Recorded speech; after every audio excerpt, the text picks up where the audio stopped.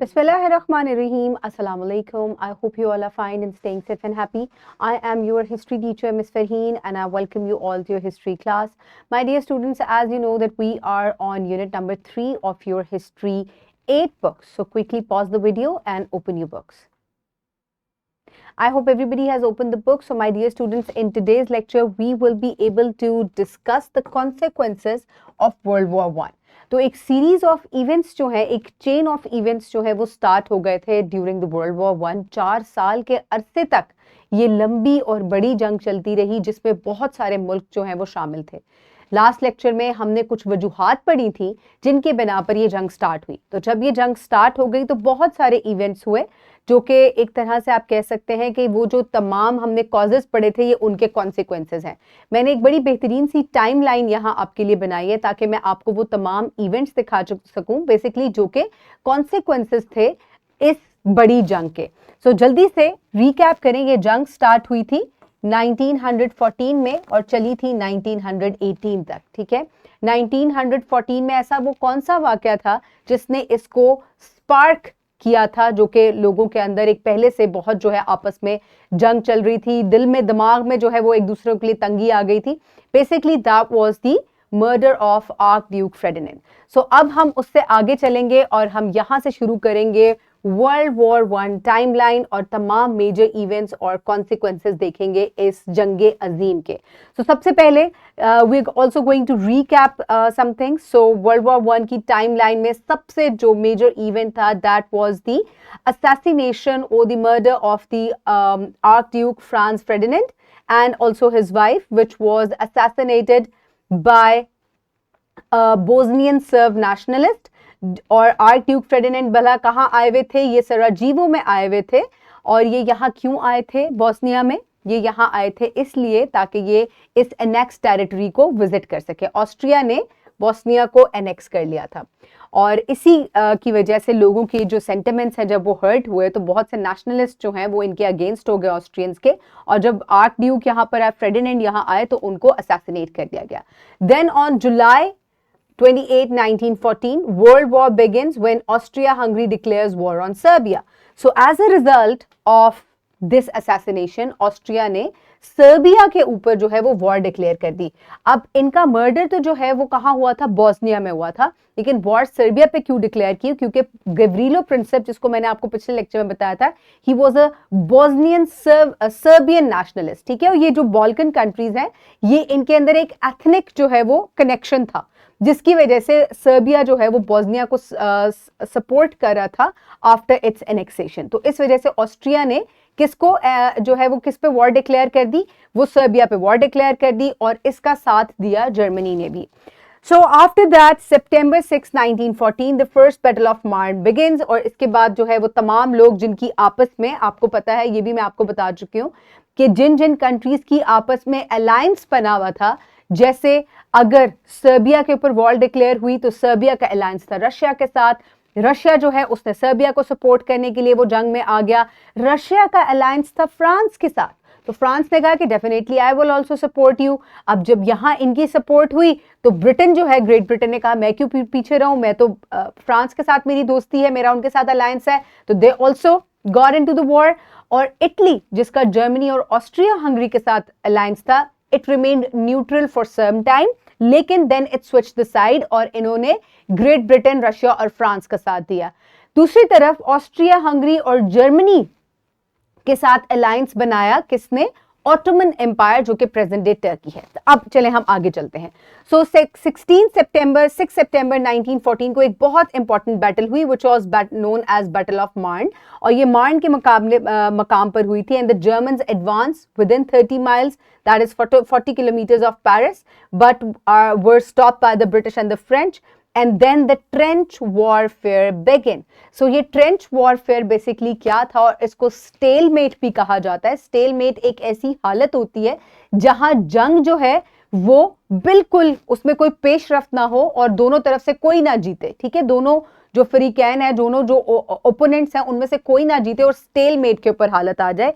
यहां लोगों ने ट्रेंचेस जो हैं वो डिग करनी शुरू कर दी थी दोनों अतराफ में, और बहुत तवील और बड़ी बड़ी ट्रेंचेस जो है वो डिग की गई, और वहां से जो है फिर फाइट शुरू हुई, जिसकी वजह से कोई रिजल्ट जो है वो नहीं निकल रहा था, और ये बैटल ऑफ मार्न के बाद हुई थी। उसके बाद November 5, 1914 Britain and France declare war on Ottoman Empire also, और इसके बाद ओटोमन एम्पायर जो है इसके ऊपर भी वॉर डिक्लेयर की गई। क्यों? क्योंकि ये ब्रिटिश और फ्रेंच जो है ये एक बहुत इंपॉर्टेंट जगह है जिसको कैप्चर करना चाह रहे थे। मैं वो आगे चल के आपको बताती हूँ कि वो कौन सा स्ट्रेट है जिसके ऊपर ये कब्जा करना चाह रहे थे, और इस वजह से, और ऑब्वियसली क्योंकि ओटोमन एम्पायर जो है वो जर्मनी के साथ था, जिनके वो इनके ओपोनेंट्स में आता था, इस वजह से वॉर डिक्लेयर कर दी गई थी। उसके बाद आ जाता है जनाब अप्रैल 22, 1915, जिसमें सेकेंड बैटल ऑफ यर्पीज स्टार्ट हुई। ये भी एक बहुत इंपॉर्टेंट बैटल है, और ये इसलिए इंपॉर्टेंट है क्योंकि यहां जर्मनी ने तमाम जो वॉरफेयर है और जितने भी वॉर प्रिंसिपल्स हैं उनकी खिलाफ वर्जी की, और केमिकल वॉरफेयर जो है उसका आगाज किया, केमिकल वेपन्स यूज किए, केमिकल गैसेस यूज की, और बहुत सी ऐसी चीजें इस्तेमाल की। इवन अपने जो सोल्जर्स हैं उनको ड्रग किया गया ताकि वो 24/7 जो है वो जंग में लड़ते रहें, without sleeping, without getting tired, जिसकी वजह से उनके जो सोल्जर्स हैं उनके अंदर बहुत सी बीमारियां और डिप्रेशन जो है वो आगे चल के जो है वो देखने में आया। तो यहां से जो है वो केमिकल वॉरफेयर का आगाज किया जर्मनी ने। उसके बाद अप्रैल 25, 1915 में गैलीलियोपोली जो पेनिनसुला है वहां जो ओटोमन एम्पायर के पास उधर जो है गैलीलियोपोली कैंपेन जो है वो शुरू की गई from the British and the French. ठीक है, ये मैं आपको भी पिछली स्लाइड में मैंने आपको बताया था, क्योंकि ये जो है चाह रहे थे कि ये इस यहाँ पे एक जो स्ट्रेट था ये उसको कैप्चर करना चाह रहे थे। And the campaign is a disaster almost from the beginning. All together the allies suffer from 200,000 casualties and fail to capture the Ottoman capital of Constantinople, now called Istanbul. So जो Triple एंटांट थी, French और Britain, जब उन्होंने गैलीलियोपोली warfare का आगाज किया तो उनको बहुत मेजर सेटबैक का सामना करना पड़ा, क्योंकि ओटोमन एम्पायर ने बड़ी बखूबी जो है इनको नुकसान पहुंचाते हुए अपने दिफा भी किया, और गैलीलियोपोली कैंपेन में जो स्ट्रेट था उसको भी बचा के रखा, और कॉन्स्टेंटिनोपल यानी कि जो उनका कैपिटल था उसको भी जो है वो उसका भी दिफा किया। उसके बाद नेक्स्ट हम चलते हैं नेक्स्ट सीरीज ऑफ इवेंट के ऊपर। अगर हम चले तो that is May 7, 1915 and a German U-boat sinks the British ocean liner Lusitania off the southern coast of Ireland during the ocean liner's crossing from the New York to England. Nearly 1,200 people are killed, including 28 US citizens. So my dear students, यहाँ से जो है कुछ अरसे के बाद, क्योंकि ये जो ओशन लाइनर है ये एक वॉरफेयर का हिस्सा नहीं था, ये एक पब्लिक ट्रांसपोर्ट के तौर पे एक पैसेंजर शिप था जो जा रहा था, और उसमें पैसेंजर्स यानी कि मासूम लोग सवार थे, और 1200 लोगों को डबो दिया गया। और ये एक बहुत इंपॉर्टेंट और टर्निंग पॉइंट था, और ये किसने किया था? ये जर्मन U-boat ने किया था। ये जो जर्मन U-boats थी they were just like a submarine जो कि पानी के नीचे चलती हैं, और इसकी वजह से जो है ये पूरा ओशन जो पूरा ये शिप है ये डूब गया था। February 21, 1916, the Battle of Verdun, जो कि एक बहुत deadly battle थी, it began, and over the next 10 months, French and German armies at Verdun, France, suffer more than 700,000 casualties, including some 300,000 people were killed. और Battle of Verdun में दोनों तरफ से दोनों फरीकैन जो हैं उनको बहुत बड़ा heavy loss हुआ, जानी नुकसान भी हुआ, माली नुकसान भी हुआ, लोग जो है वो बहुत बुरी तरह इंजर भी हुए इसमें। उसके बाद नेक्स्ट अगर हम टाइमलाइन की तरफ चले तो that is May 31, 1916 and the British and the German fleets meet 60 miles off the coast of Jutland, Denmark, marking the Battle of the Jutland, and it is the war's only major battle between the world's two largest sea powers, and the clash of the battleships in the largely indecisive. So my dear students, एक वक्त था जब Britain जो है उसकी navy जो है वो अनबीटेबल थी, और इनके जो नेवी फ्लीट्स थे वो इतने मैसिव और बड़े थे कि पूरी दुनिया में उनका कोई मुकाबला नहीं कर सकता था। लेकिन बड़े ही छोटे अरसे में जर्मनी ने अपनी नेवी को इस काबिल बनाया कि उसने ब्रिटिश नेवी जो है उसको चैलेंज किया, और इन दोनों के दरमियान जो है एक बहुत जो है वो बड़ी जंग हुई जटलैंड के मुकाबले में, जो कि डेनमार्क के करीब है। और वहां जंग के दौरान जो है किसी का भी कोई ये नहीं पता चला कि इसको किसने, इस जो बैटल है इसको किसने जीता, लेकिन दोनों ने ही अपनी पावर जो है उसका जो है बाखूबी इस्तेमाल किया। After that there is July 1st 1916 and the first battle of the Somme marks the single bloodiest day in the history of British Army, with nearly 20,000 British soldiers killed in action. By the time the Somme campaign ends, some 4.5 months later, the combined casualties of both sides surpasses more than 10 lakh people were killed in it. 1 million people जो है इसके अंदर they died. So my dear students, battle of Somme के बारे में एक दिन में ब्रिटिश आर्मी के 20,000 सोल्जर्स जो हैं they were killed in this battle. क्यों? क्योंकि ब्रिटिश को लग रहा था कि शायद अभी बिल्कुल पीसफुल इलाका है और जिस इलाके को वो क्रॉस करने चाह रहे थे वहां दुश्मन छुपा हुआ था, और उसके बाद उन्होंने उनके ऊपर फॉर मोर देन उनके ऊपर मशीन गन्स, जो हैवी मशीन गन्स जो है उनसे फायर किया, जिसकी वजह से बहुत ज्यादा जो है वो जानी नुकसान हुआ ब्रिटिश आर्मी को। Then comes March 15, 1917, and the Tsar Nicholas of Russia abdicates the throne after a week of riots in the Russian capital of St. Petersburg, and the Russian Revolution will ultimately place the Bolsheviks in the power. So, my dear students, यहाँ से आ जाता है Russian Empire का downfall. Tsar Nicholas, who was the monarch in Russia, यहाँ से उसका downfall शुरू हो जाता है क्योंकि बहुत सारी uprisings का रशिया को सामना था with in their own country, क्योंकि वहां पे बहुत सी ऐसी रेवोल्यूशनरी मूवमेंट्स जो हैं वो चल रही थी, जिसकी वजह से जार निकोलस जो है उनको तख्त से उतार दिया गया, और जो बोल्शेविक पार्टी है it took charge of the country. और यहाँ से रशिया ने they part the ways from the world war 1, क्योंकि जो नई पार्टी आई थी उसने कहा कि हम किसी की जंग हम नहीं लड़ेंगे, ठीक है, क्योंकि ये रशिया की अपनी जंग नहीं थी, ये सर्बिया की जंग थी with Austria Hungary, and Germany also came for Austria Hungary. तो यहाँ से रशियन रेवोल्यूशन जो है, और रशिया जो है being a monarchy country, monarch country, यहाँ से उसका जो है वो इख्तिताम हो जाता है, और ये एक कम्युनिस्ट कंट्री जो है वो शुरू हो जाता है यहाँ से, क्योंकि व्लादिमीर लेनिन जो है उन्होंने ही took charge of the country.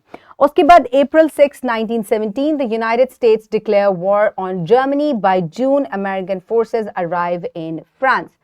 जी जनाब, तो यहाँ से 1917 में आखिरकार United States of America they also come into the war, और उन्होंने जर्मनी के ऊपर जो है वो वॉर डिक्लेयर कर दी थी, और फ्रांस का साथ देते हुए, ब्रिटिश का साथ देते हुए, और इस तरीके से ये भी जंग में जो है वो आ गए।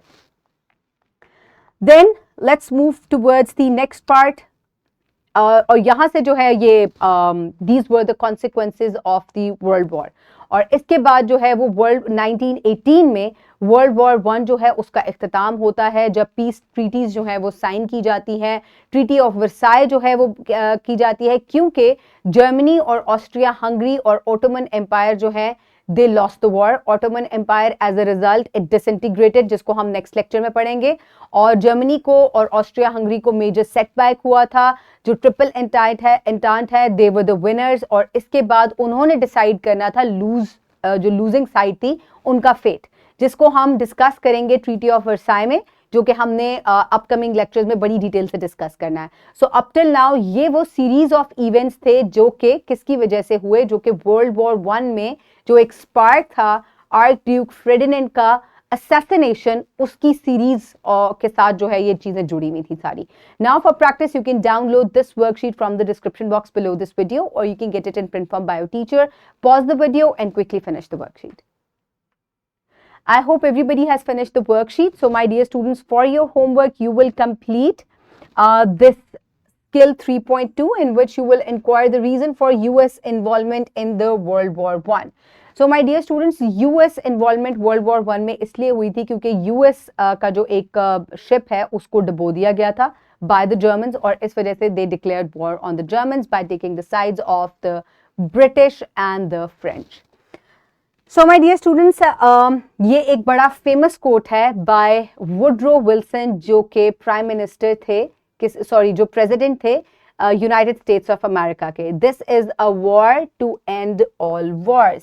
ये इतनी बड़ी जंग इसलिए लड़ी गई थी ताकि जंग को ख़त्म किया जा सके। It's a very funny quote, I find it very funny, लेकिन अल्टीमेटली जंग खत्म हो गई थी, which led to another war, जिसको हम आगे डिटेल से डिस्कस करेंगे.